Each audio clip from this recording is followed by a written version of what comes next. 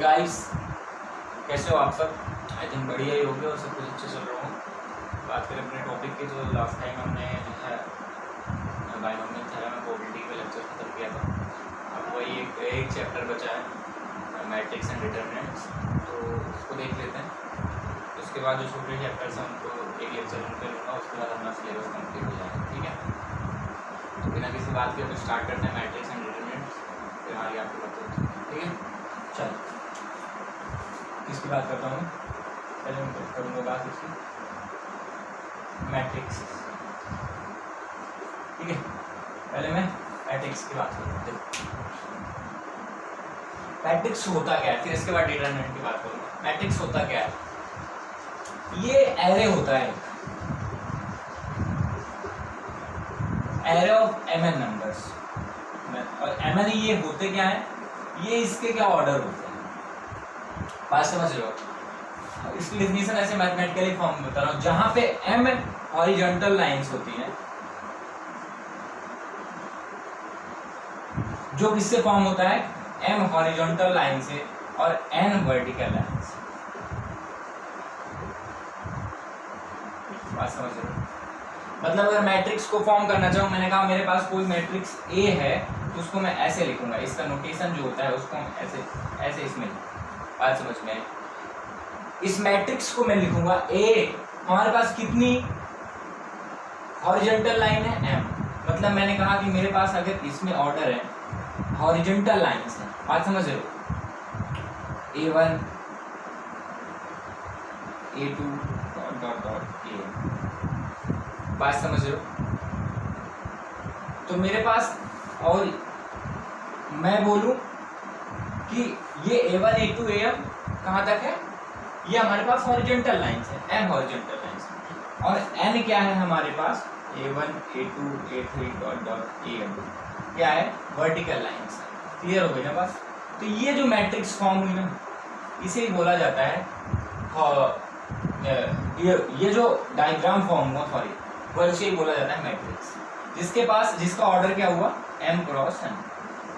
ध्यान देना, ये M क्रॉस होता है, और इसी हॉरिजॉन्टल लाइन को हम रो बोलते हैं, और इसी को जो बोलते हैं, मतलब ये जो इससे जो हॉरिजॉन्टल लाइन से फॉर्म होती है उन्हें रो बोलते हैं, और जो वर्टिकल लाइन से फॉर्म होती है उन्हें कॉलम बोलते हैं।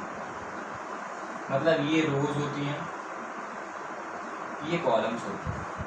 इतनी बात क्लियर हुई? और जो यहाँ पे लिखा जाता है, वो ध्यान देना, वो ऑर्डर जो होता है वो रो इनटू कॉलम होता है। बात क्लियर हो? इतनी बात समझ में, मैट्रिक्स का इंट्रोडक्शन समझ लिया। मैंने कहा कि अगर मेरे पास 3 क्रॉस 2 का ऑर्डर है, मैंने कहा A इज इक्वल टू 2 1 3 4 5 6 7 2 3, तो मेरे पास एक स्क्वायर मैट्रिक्स है, 3 क्रॉस 3 का ऑर्डर है, 3 क्रॉस 3 का ऑर्डर है, क्योंकि 3 रोज भी हैं, 3 कॉलम्स भी हैं। मैंने कहा ये मेरी कोई मैट्रिक्स है। अब मुझे बताओ तो मेरे पास कितनी रोज है, 2 रोज है, और कॉलम्स कितने हैं, 3। बात क्लियर हो गया? ये मैट्रिक्स। ठीक है, मैट्रिक्स का इंट्रोडक्शन क्लियर। अब बहुत सारे टाइप के मैट्रिक्स होते हैं, जितने भी टाइप्स के मैट्रिक्स हैं उसको मैं यहाँ पे नहीं बता पाऊंगा, क्योंकि जनरली कुछ होते नहीं है, उनको बस उनके टाइप बताता है कि नल मैट्रिक्स, कौन नल मैट्रिक्स, अलग अलग टाइप के, जितने भी टाइप के हैं, बहुत टाइप के हैं मैट्रिक्स आपकी, तो उनको आप जो है मैं ईमेल डाल दूंगा, उसको देख लेना। यहाँ पे बताने की उसको जरूरत नहीं है। इसकी सिमेट्रिक होती है और सिमेट्रिक मैट्रिक्स होती है, तो उसको देख लेना। ठीक है, हाँ, आपको मैं कुछ बता देता हूँ जो मैट्रिक्स में है। जैसे मैंने बोला कि इसकी सिमेट्रिक मैट्रिक्स क्या हो, सिमेट्रिक मैट्रिक्स क्या होती है, जो मेन मैट्रिक्स है, और इसकी सिमेट्रिक मैट्रिक्स क्या होती है। ठीक है, तो सिमेट्रिक मैट्रिक्स वो होती है जब A is equal to A to power T हो जाए। ये A क्या है, A ट्रांसपोज। A ट्रांसपोज का मतलब होता है रो को कॉलम में चेंज कर दिया, और कॉलम को किसमें चेंज कर दिया, रो में चेंज कर दिया, तो वही क्या हो गया, A ट्रांसपोज। मतलब इसका ऑर्डर चेंज हो गया, N क्रॉस M हो गया। मतलब इसको मैं उधर चेंज कर दिया, इसको इधर चेंज किया। अगर A is equal to A to power T है, तो AT है, तो A ट्रांसपोज है, तो सिमेट्रिक मैट्रिक्स कहलाएंगे। इसकी सिमेट्रिक तब कहलाएंगे जब A is equal to -A transpose. बात समझ लो, matrix A is equal to -A transpose, तो इसकी सिमेट्रिक कहलाएंगे। इतनी बात क्लियर हुई क्या? ये डिफरेंट टाइप के हैं, सिमेट्रिक, इसको सिमेट्रिक, और भी जितने टाइप के मैट्रिक्स हैं, इंपॉर्टेंट था थोड़ा इसके लिए मैं तो आपको बता दिया। और जितने टाइप के मैट्रिक्स हैं मैं इमेज डाल रहा हूँ, देख लिया, ठीक है। और भी बात करता हूँ मैं, जैसे मैंने कहा कि अगर मैं इनको फॉर्म करूँ, मैंने कहा कि ये मैंने कहा कि मेरे पास कोई ऑर्डर है, मैं कोई भी मैट्रिक्स ले लिया 3x3 ऑर्डर का, जब दोनों ऑर्डर सेम हो तो वो स्क्वायर मैट्रिक्स होता है। जब m = n हो तो वो स्क्वायर मैट्रिक्स होता है, ये भी बता रहा हूँ क्योंकि ये स्क्वायर मैट्रिक्स पे ही ज़्यादा आता है। जब m = n हो, रो = क्या हो, कॉलम हो, जितने भी हैं, तब वो क्या होता है, स्क्वायर मैट्रिक्स। मैंने कहा A3x3 का ऑर्डर है, मेरे पास ये है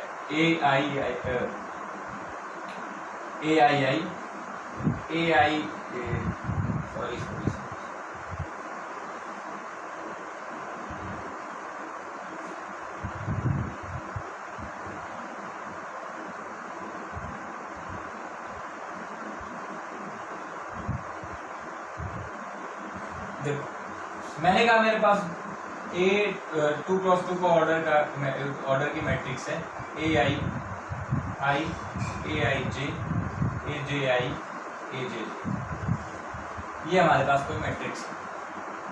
बात समझ में? यहाँ पे दो चीजों की बात करूंगा। पहले हम बात करूंगा कॉन्जुगेट मैट्रिक्स, सॉरी एलिमेंट्स की, हम बात करूंगे इसकी कॉन्जुगेट एलिमेंट्स। कॉन्जुगेट एलिमेंट्स क्या होता है, ध्यान देना, जहां पर AIJ = AJI मिल जाए, बात समझ रहे हो क्या? ये इसको ऐसे लिख लो A11 A12 A13, ठीक है, A1n, ये A21 ...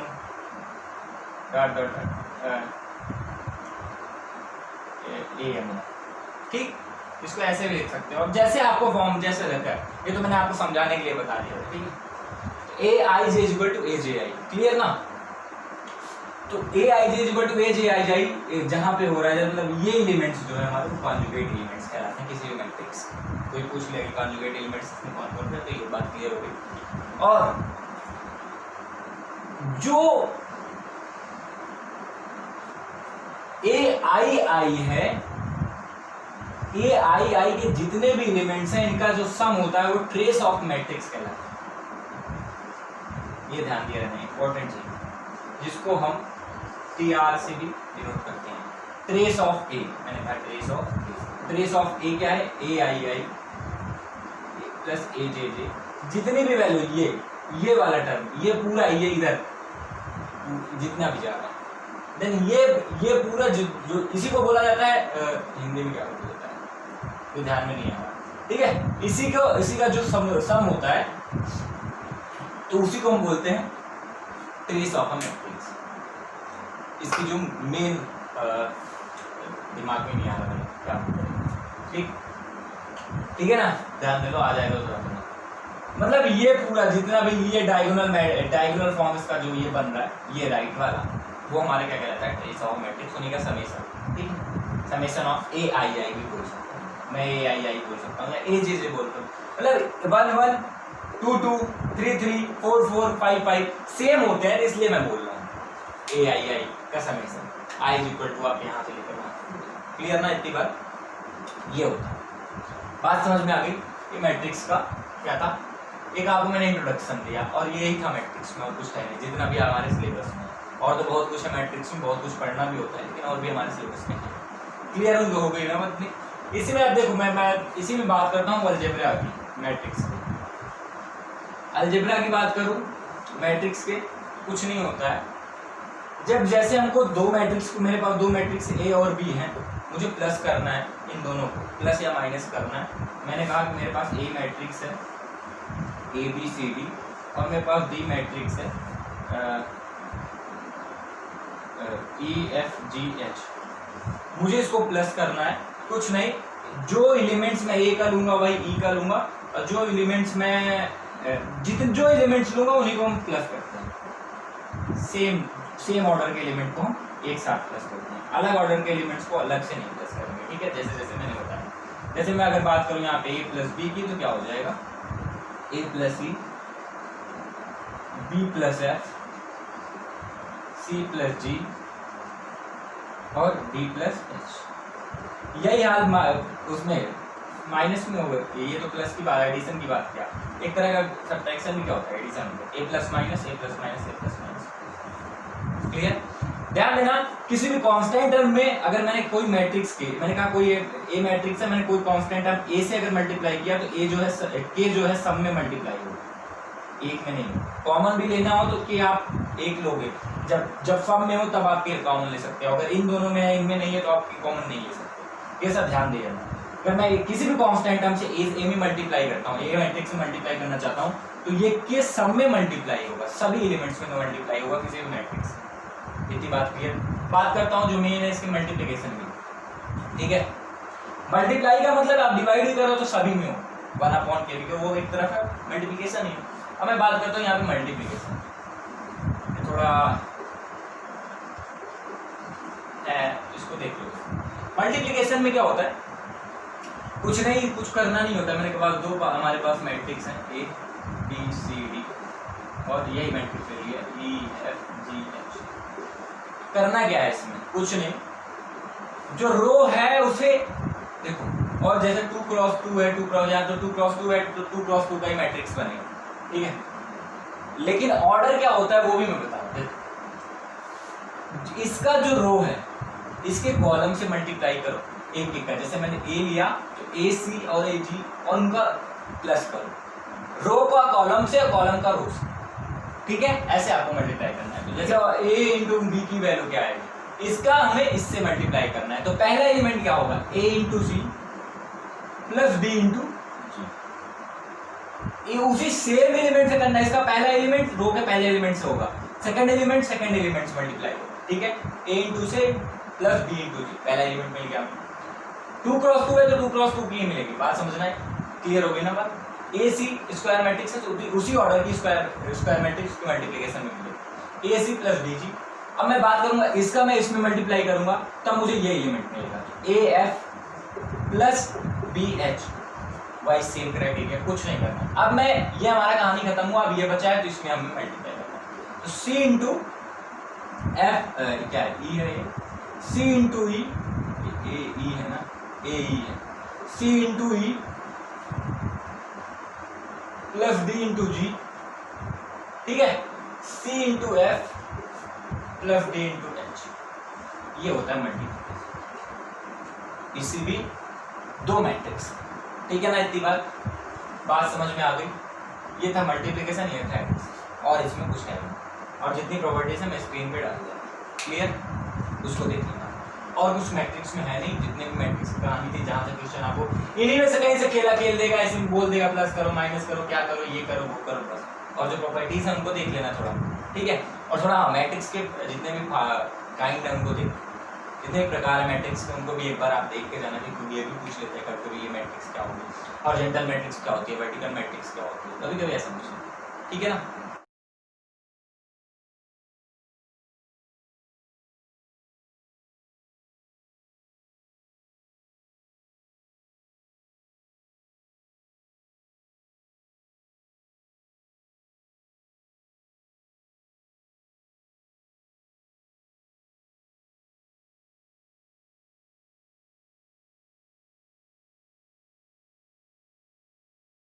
बात करूंगा मैं एडजॉइंट की, तो एडजॉइंट क्या होता है? कुछ नहीं होता, ध्यान देना। इसको पहली बात तो मैंने कहा कोई मैट्रिक्स ए लिया है तो मुझे उस पर एडजॉइंट चाहिए। मैंने कहा A11 A12 A21 A31 A32, इसका मुझे एडजॉइंट चाहिए। तो एडजॉइंट क्या होता है? पहली बात तो एडजॉइंट ए को हम क्या कर सकते, ऐसे कर सकते हैं, एडजॉइंट ऑफ। क्लियर? कैसे क्या होता है एडजॉइंट? इन्हीं के कोफैक्ट, किसी सिंगल एलिमेंट्स के जितने ये मैट्रिक्स बनी हुई है उसी के कोफैक्टर से जो मैट्रिक्स फॉर्म होती है, that is called adjoint of matrix. मतलब कोफैक्टर्स मेनली उसमें आते हैं, क्या कहते हैं, डिटरमिनेंट में, लेकिन अभी आप कोफैक्टर क्या होते हैं बता दूं मैं आपको। ये मैंने कहा कि कोई एक ही, मैंने इसका मैं A11 के कोफैक्टर की बात करूं तो A11 का कोफैक्टर क्या होगा, तो A11 जिस रो और जिस कॉलम में है उसको हटा दो रो और कॉलम को, तो जो एलिमेंट बचते हैं उन्हीं का जो है डिटर्मिनेंट निकाल लो, तो भाई उसके कोफैक्टर। मतलब मैं कहूं अगर A11 का कोफैक्टर क्या होगा, तो A11 का कोफैक्टर, A11 से मैं क्या करता हूं, ये रो और ये कॉलम हटाऊंगा तो हमारे पास क्या बचेगा, A22, A23 और A32 और A33, ये डिटर्मिनेंट बचा। ये मेनली डिटर्मिनेंट में भी आता है यही कोफैक्टर, ठीक है। इसकी वैल्यू हम निकालेंगे A22, A33 minus A32, A23, that is the cofactor of A11। Clear हो गई ना बात, A11 का क्या होगा कोफैक्टर। तो उसी कोफैक्टर, मैंने कहा ये C11 है, ये C12 है, ये 11 का कोफैक्टर है, मैंने कहा ये C12 है, ये C13 है, ये C21 है, ये C22 है, C23 है, C31 है, C32 है, C32, ये इसका कोफैक्टर, ये इसका कोफैक्टर, ये इसका कोफैक्टर, ये इसका कोफैक्टर, ये इसका कोफैक्टर, ये इसका कोफैक्टर और ये इसका कोफैक्टर, ये इसका कोफैक्टर, ये इसका। बात समझ में आ गई। जो एलिमेंट जिस रो और जिस कॉलम में उसको आप हटा दो, जो डिटरमिनेंट की वैल्यू आती है भाई हमारी कोफैक्टर होती है। ध्यान देना जितना भी है, मैंने कहा फर्स्ट एलिमेंट लिया, इनका जो प्लस होगा 1 + 1, जो एलिमेंट लिया है 1 + 1, मैंने अगर A11 लिया तो 1 + 1, तो उसमें से मैं 1 + 1 की क्या पावर -1 टू पावर n लेते हैं। n का मतलब n क्या है यहाँ पे, इनकी ये जो इनका जो टर्म ले रहे हैं वहां की वैल्यू, 1 + 1 की वैल्यू क्या हो गई 2, तो -1 टू पावर 2 क्या हो जाएगा 1। बात समझ में आई। लेकिन मैंने कहा अगर 2 + 1 क्या हो जाएगा 3, तो वैल्यू क्या आएगी -1। तो ध्यान देना कोफैक्टर को -1 टू पावर n से मल्टीप्लाई करके तब यहाँ पे ये हमारा कोफैक्टर आया इसका। तो एडजॉइंट ऑफ अ मैट्रिक्स क्या होता है, इसी का हम ट्रांसपोज निकालेंगे। यही जो हमारी कोफैक्टर, मैंने कहा कि ये C आई, ये C आया को एडजॉइंट, तो इसका एडजॉइंट ऑफ A क्या होगा, इसके कोफैक्टर्स लिख दिए। इसके कोफैक्टर्स लिखने के बाद एडजॉइंट ऑफ A क्या होगा, एडजॉइंट ऑफ क्या होगा, इसी का मैं क्या कर दूंगा ट्रांसपोज लिख दूंगा C का। इसी का ट्रांसपोज क्या हो जाएगा C11, C21, C31, C12, C22, C32 और C13, C23, यही क्या होता है adjoint of a adjoint of a matrix. Clear हो गई बात। बात मैं करूंगा इनवर्स ऑफ अ मैट्रिक्स। अगर इनवर्स ऑफ मैट्रिक्स, देखो इनवर्स क्या है, एडजॉइंट की बात करिए, इनवर्स क्या होता है। इनवर्स में बता दिया। अगर मैंने कहा कि इनवर्स क्या होगा किसी भी मैट्रिक्स का, मैंने कहा कि अगर इनवर्स होता क्या है, मैंने वो कहा कि अगर कोई फंक्शन का इनवर्स निकालना है, अगर मैं उस फंक्शन को उसके इनवर्स से मल्टीप्लाई करता हूं, तो अगर 1 वैल्यू उसकी आ जाती है तब मैं कहता हूं फंक्शन का इनवर्स कहलाएगा। मतलब मैंने कहा मैट्रिक्स के फॉर्म में कोई मैट्रिक्स ए है और कोई मैट्रिक्स बी को मैंने मल्टीप्लाई किया, अगर सिंगुलर मैट्रिक्स आ जाती है तो मैं बोलूंगा कि वो क्या है बी क्या है, ए का इनवर्स है या ए बी का इनवर्स है। मतलब बी की वैल्यू अगर निकालना चाहूँ तो ये वैल्यू आएगी ए इनवर्स आई, और ए इनवर्स आई की वैल्यू 1 हो गई तो बी की वैल्यू क्या हो जाएगी ए इनवर्स। ठीक है, ए इनवर्स की जो हम वैल्यू निकालते हैं वो निकालते हैं ए इनवर्स इक्वल टू आता है adjoint A, adjoint of matrix A upon determinant of. बात समझ में आई, यही वैल्यू है adjoint of A upon determinant of. Clear हो गई ना बात इतनी, ये होता है इनवर्स। ठीक है, आगे चलते हैं। जो इसका एक और पॉइंट है कंसिस्टेंसी वाला, गॉस जॉर्डन रिलेशन, वो देखते हैं, उसके बाद हमारा मामला क्लियर। ठीक है, एडजॉइंट की बात हमने क्लियर ना, आगे चलते हैं। कंसिस्टेंसी,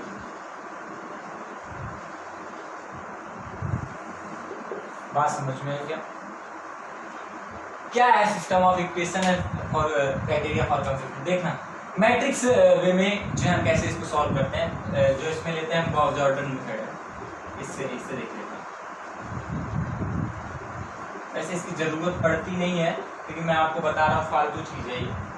ठीक है, देख लो, d1y + c1z = d1, a2x + b2y + c2z = d2 और a3x + b3y + c3z = d3। ये मेरे पास इक्वेशन है, पूछ लिया एक्स वाई जेड की वैल्यू क्या होगी, कुछ नहीं करना है, इनको सॉल्व करना है। तो ये बी मैट्रिक्स इसको बना लो और ए मैट्रिक्स के कोफिशिएंट को बना लो। ठीक है, सबसे पहला काम क्या करो, मैंने कहा कि मैट्रिक्स में क्या फॉर्म कर दिया, ए को मैंने लिख दिया a1 b1 c1, a2 b2 c2, a3 b3 c3। बात समझ में? अब मुझे चाहिए क्या चाहिए सिस्टम ऑफ, मैं बात करूंगा अब मुझे चाहिए, मैं बात करूं D1 D2 D3, तो मैं इसी को क्या करूंगा, इसको B ले लूंगा, तो D1 D2 D3 क्लियर हो गया? ये हमारा A था, ठीक है, A था हमारा, तो मैंने कहा ये हमारा ये A है, ये B है, मैंने ले लिया ये मैट्रिक्स। मैंने कहा कि अगर मैं x से मैं कोई x ले लिया जिसकी x की वैल्यू मैंने कहा x y z है, मुझे इसी x की वैल्यू चाहिए, अगर इसका मल्टीप्लिकेशन मेरा b के इक्वल आ जाए तो मैं बोल दूंगा कि ये x की वैल्यू जो है वो b पर एग्जिस्ट कर रही है। बात समझो, ये a है, x की वैल्यू x y z है, तो इनका मल्टीप्लाई जब मैं x से कर रहा हूं अगर ये b के इक्वल आ जा रहा है तो मैं बोलूंगा सिस्टम क्या है, सेटिस्फाई कर रहा है। बात समझ रहे हो? मतलब अगर x की वैल्यू यहां से निकालना चाहो तो क्या मुझे मिलेगी, a इनवर्स b मिलेगी क्या? x की वैल्यू मैं यहां से क्या लिख सकता हूं, x की वैल्यू मैं x y z की वैल्यू क्या लिख सकता हूं, a इनवर्स, इसका इनवर्स क्या आएगा, जो मैंने कहा ये मैट्रिक्स क्या है हमारी a है, a इनवर्स की वैल्यू क्या आ जाएगी, adjoint of a upon determinant of a into matrix a into b, यही होगी ना वैल्यू, ये x की वैल्यू होगी, यही है। इसको हम क्या कर सकते हैं, x equal to a inverse b, जो मैट्रिक्स दी उसका इनवर्स निकालना है, इनवर्स निकालना आपको बता दिया और b से मल्टीप्लाई कर दें, हमें x y z की वैल्यू क्या मिल जाएगी। बात समझ में आ गई? इतनी बात क्लियर हो गई या नहीं हो?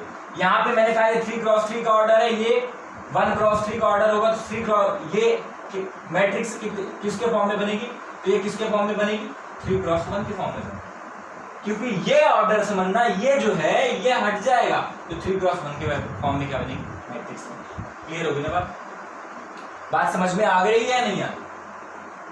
क्लियर? चलो आगे बढ़ो, बात समझ में आ गया। सॉरी, ये 3x1 होगा ना, ये 3x1 होगा, ये हो जाएगा 3 से तो हमारा क्या बनेगा, 3x1 की हमारी मैट्रिक्स बनेगी। क्लियर? जो हमें मिलेगी, ठीक है, वो आप देख लेना क्या बनेगा।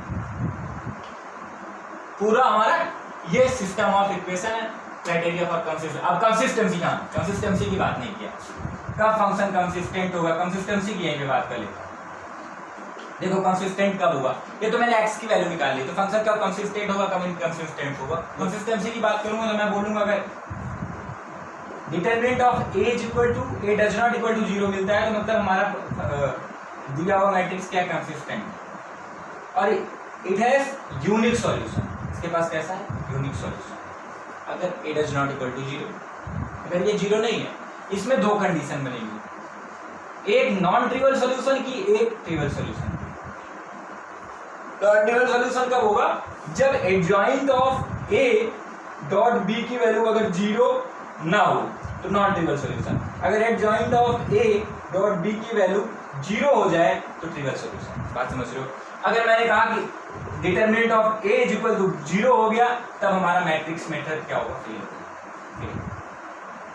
ठीक है, a इनवर्स की वैल्यू क्या मैंने बताई, adjoint of a upon determinant of a। ठीक है, ये ध्यान दिया। क्लियर हो गई ना बात समझ में आई?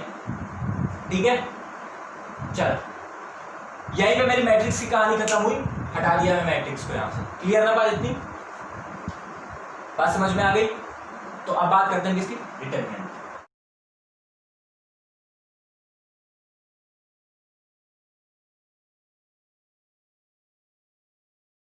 मैं बात कर रहा हूं किसकी, डिटरमिनेंट की। डिटरमिनेंट्स में सबसे पहली बात करते हैं माइनर्स की। मैंने कहा मेरे पास कोई डिटरमिनेंट a है, उसकी वैल्यू मैं दिया हूं a1 b1 c1 a2 b2 c3 a2 b2 c2 a3 b3 c3। मेरे पास ये डिटरमिनेंट, मैंने कहा a1 का माइनर क्या होगा, तो a1 जो रो में जो कॉलम में उसको हटा दो, जो बनता है a1 का माइनर क्या कहलाएगा, b2 c2 b3 c।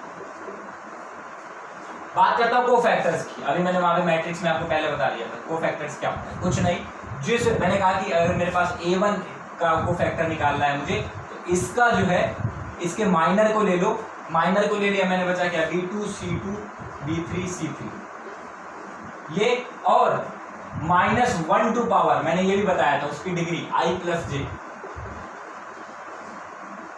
मैंने मतलब कहा A11 A12 A13 A21 A22 A23 A31 A32 A33 ये है तब I प्लस जे आई जे के फॉर्म में मैंने बताया, ठीक है। ये होता है कोफैक्टर। इतनी बात क्लियर। डिटरमिनेंट की वैल्यू कैसे निकालते हैं ये बता देता हूँ आपको। डिटरमिनेंट ऑफ ए की वैल्यू कैसे आती है, कुछ नहीं करना होता है, जो फैक्टर लो मैंने कहा A1 को ले लिया तो उसको हटा दो, B2C3 minus B3C2 minus B1 कोई भी जो ले रहा है उसको हटा दो, बचा जो A2C3, ध्यान देना प्लस है तो minus A2C3 minus A3C2। Clear हो गई बात। 3 के लिए बता रहा हूँ, 4 के लिए भी आप ऐसे कर सकते हैं, ऐसे प्लस C1 ये कैंसल A2B3 माइनस A3B। बात फिर 3 के लिए 2 होता तो A1B2 माइनस A2, ठीक है।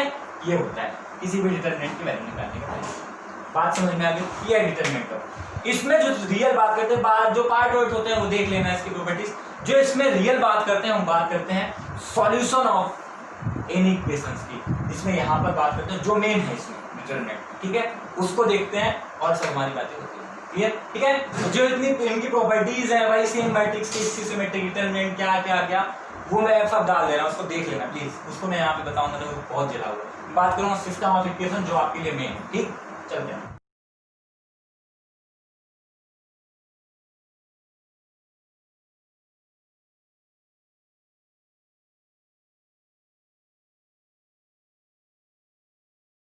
ध्यान से देखना है, सिस्टम ऑफ इक्वेशन। मैं पहली बात करूंगा इन्वॉल्विंग 2 वेरिएबल्स। जब 2 वेरिएबल को क्या करें, इन्वॉल्व करें, तब क्या होगा सिस्टम ऑफ इक्वेशन। मैंने कहा मेरे पास a1x b1y plus c1 is equal to 0 और a2x plus b2y plus c2 is equal to 0, ठीक है। ये हमारे पास दिया हुआ है और उसने बोल दिया कि सिस्टम ऑफ इक्वेशन क्या होगा, कब कंसिस्टेंट होगा, कब इनकंसिस्टेंट होगा, क्या होगा। क्लियर ना। देखो मैंने कहा इस इक्वेशन के 2 फॉर्म हो सकते हैं, या तो ये कंसिस्टेंट होगा या तो इनकंसिस्टेंट होगा। बात समझ में, यही पूछता है एग्जाम में, कब कंसिस्टेंट होगा, कब इनकंसिस्टेंट होगा, ठीक है। इनकंसिस्टेंट, ठीक है। कंसिस्टेंट कब होगा, जब इसके पास क्या होगा, सिस्टम इक्वेशन है जा सॉल्यूशन, और इसके भी 2 फॉर्म बनेंगे। जब इसके पास सॉल्यूशन होंगे तो इसके पास 2 चीजें मिलेंगी, एक बार यूनिक सॉल्यूशन मिलेगा, एक बार इनफाइनाइट सॉल्यूशन मिलेगा। अब इसमें केसेस आते हैं यूनिक कब मिलेगा, इनफाइनाइट कब मिलेगा। इनकंसिस्टेंट है, सिस्टम हैज नो सॉल्यूशन, इसके पास कोई सॉल्यूशन नहीं। इसको चेक कैसे करेंगे वो भी बताता हूँ। अब देखो यूनिक की बात करेंगे, इनफाइनाइट की बात करेंगे, तब हमें यूनिक सॉल्यूशन मिलेगा in variable. a1/a2 does not equal to b1/b2 है, तो ध्यान देना इसे a1/a2 does not equal to b1/b2 है, तो हमारे पास यूनिक सॉल्यूशन है, ठीक है। इतनी बात समझ में आई। कंसिस्टेंट है तो सिस्टम हैज अ सॉल्यूशन, और a1/a2 does not equal to b1/b2 है तो system has a unique solution, clear. और कहीं गलती से a1/a2 is equal to b1/b2 is equal to c1/c2 मिल गया, तो जान जाना कि हमारे पास इनफाइनाइट सॉल्यूशन। यूनिक के लिए does not equal to b1/b2, infinite के लिए ये तीनों क्या है, a1/a2 is equal to b1/b2 is equal to c1/c2 मिलेगा। तब समझ लेना हमारे पास सिस्टम के पास क्या है, इनफाइनाइट सॉल्यूशन, क्लियर। यूनिक और infinite clear. System has no solution, मैंने कहा कब होगा, जब a1/a2 is equal to b1/b2 हो, लेकिन does not equal to c1/c2 हो। That is the form, that is the condition where when system has no solution. बात समझ लो, equation has no solution, clear हो गया ना, ठीक है। अगर मैं बात करूं लाइंस की, तो ये क्या करेंगी, आएगा 2 इंटरसेक्टिंग लाइंस, कोइंसिडेंस लाइन, ये मैंने बता चुका है, स्ट्रेट लाइन। ये क्या दिखाएगा, पैरेलल डिसजॉइंट लाइन।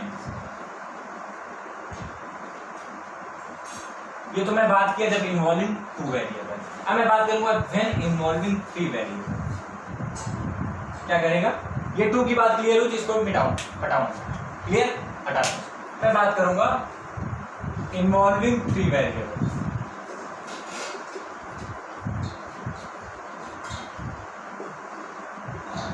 मतलब मैंने कहा a1x plus b1y plus c1 equal to 3 a2x plus b1y plus b2y plus c2 equal to 3 a3x plus b3y plus c3 equal to 3। ठीक है, अब 3 है हमारे पास, तो मैं क्या क्या होगा, ठीक है। देखो पहली बात तो इसमें डेल वेल निकालना जान लो। डेल क्या होता है, मैंने कहा मेरे पास कोई डिटर्मिनेंट है, डेल निकालना है। ये a1 a2 a1 b1 c1 a2 b2 c2 a3 b3 c, इन्हीं के कोफिशिएंट जो है पूरे वो डेल की वैल्यू होती है। बात समझ रहे हो, डेल की वैल्यू होती है। डेल वन क्या होता है, फर्स्ट कॉलम में आप क्या करो, d1 d2 d3 को रिप्लेस कर दो, तो d1 d2 d3। जब डेल वन की बात करूंगा वैसे, और सबको वैसे लिख दो, d1 d2 d3 c1 c2 c3। d1 d2 d3 अगर 0 दिया तो 0, बात समझ रहे हो ना। अगर d2 की बात करूंगा सेकंड कॉलम में, डेल 2 की बात करूंगा सेकंड कॉलम में, डेल 3 की बात करूंगा, समझ गया ना, डेल 1 डेल 2 डेल 2, ये वैल्यू निकालने के लिए आता है वैल्यू। ऐसे मैं सेकंड में भी कर सकता था, डेल 1 निकाल सकता था, ठीक है, वो आपके ऊपर डिपेंड है कैसे करना। इतनी बात समझ में आई क्या? हाँ, अब बात करता हूँ सिस्टम के पास कितने सॉल्यूशन होंगे, क्या होंगे, ठीक है, देखना है, चेक करेंगे वैल्यू ऑफ डेल्टा, इसीलिए मैंने बताया ये डेल की वैल्यू से चेक करेंगे। इसमें 2 कंडीशन बनेगी, या तो डेल 0 होगा या तो del does not equal to 0।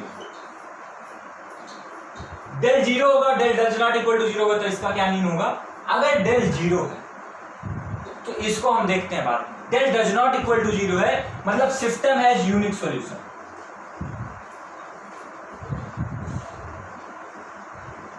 अगर डेल की वैल्यू 0 नहीं आती है तो सिस्टम हैज यूनिक सॉल्यूशन। तब हम वैल्यू कैसे निकालेंगे, डेल x1 y1 z1 निकालेंगे, कुछ नहीं, x की वैल्यू क्या करेंगे, डेल 1 अपॉन डेल, फिर y की वैल्यू क्या करेंगे, डेल 2 अपॉन डेल, और z की वैल्यू क्या करेंगे, डेल 3 अपॉन डेल।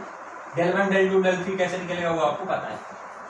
जब del does not equal to 0 होगा तो सिस्टम हैज क्या होगा, यूनिक सॉल्यूशन होगा, तब हमें x y z हमें।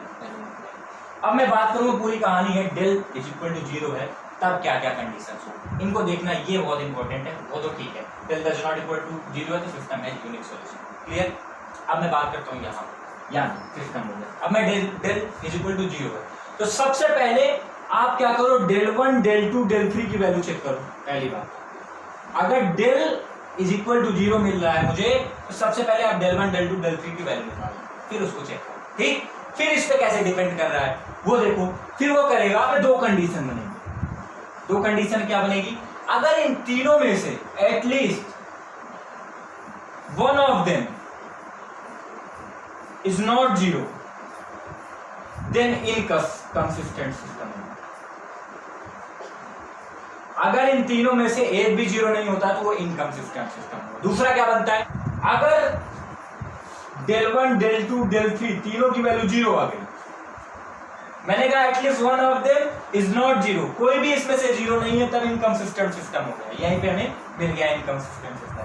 अगर बाई चांस तीनों की वैल्यू 0 आ गई तब हमारे पास फिर 2 चीजें बनी, यहां दिखाता हूं, डेल 3 0, तब हमारे पास फिर 2 चीजें बनेंगी। क्या, तब हमारे पास 2 चीजें मिलेंगी। वो कब, उसको लाने के लिए हम कुछ करना पड़ेगा। क्या करना पड़ेगा, कुछ मत करो आप, कोई इसमें जो इक्वेशन दिया है ये C1Z है ना यार, सॉरी मैंने Z नहीं लिखा है, C1Z है ये, C2Z।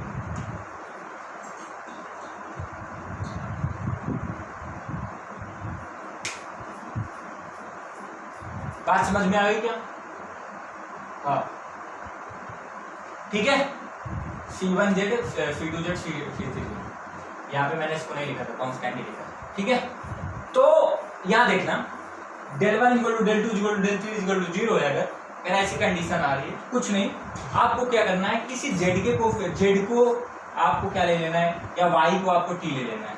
उसके बाद z या y को t लेने के बाद आपको x और y की वैल्यू निकालना है, किसके, t के फॉर्म में। सबसे पहले put z is equal to t and find the value of x and y in terms of t। बात समझ में आ गई। अब दो कंडीशन बनती है। क्या दो कंडीशन बनेगी? अगर x y और z की value in terms of t third equation को सेटिस्फाई करती है।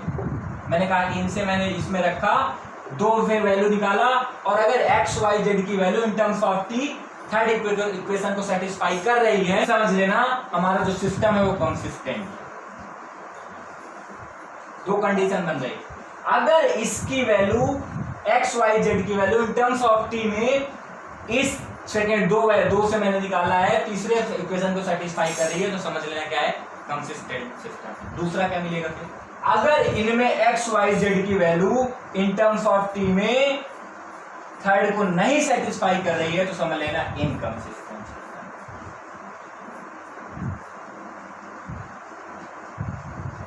बात समझ में आई? फिर से देख लो एक बात। तीन variable a1 x + b1 y + c1 z = d1, a2 x + b2 y + c2 z = d2, a3 x + b3 y + c3 z = d।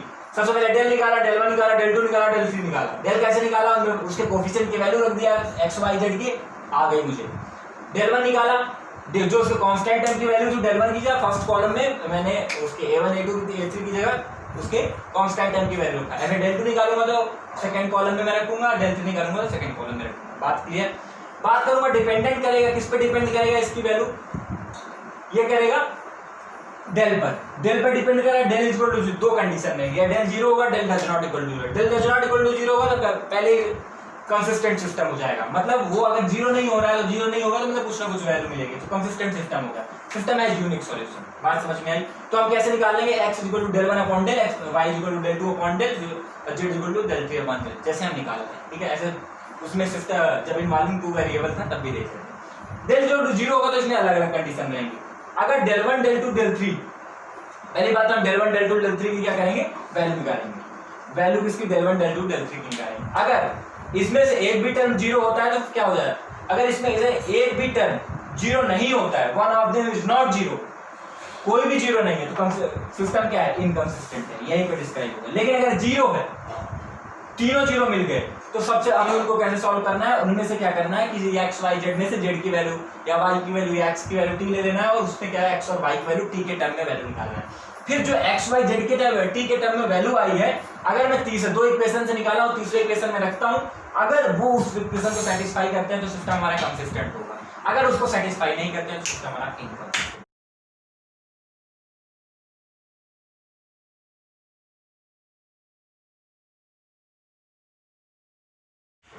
ये थी पूरी डिटरमिनेंट की कहानी, और यही पूरा बेस्ड है, और कुछ नहीं है। जितनी भी प्रॉपर्टीज है मैं आपको डाल दे रहा हूँ, पूरा डिटरमिनेंट यहाँ पर। क्लियर हुई ना बात आपको? और कुछ है नहीं। क्लियर?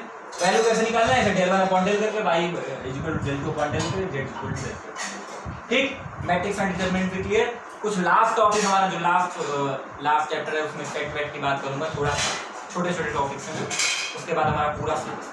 ठीक, तो that's all for this class.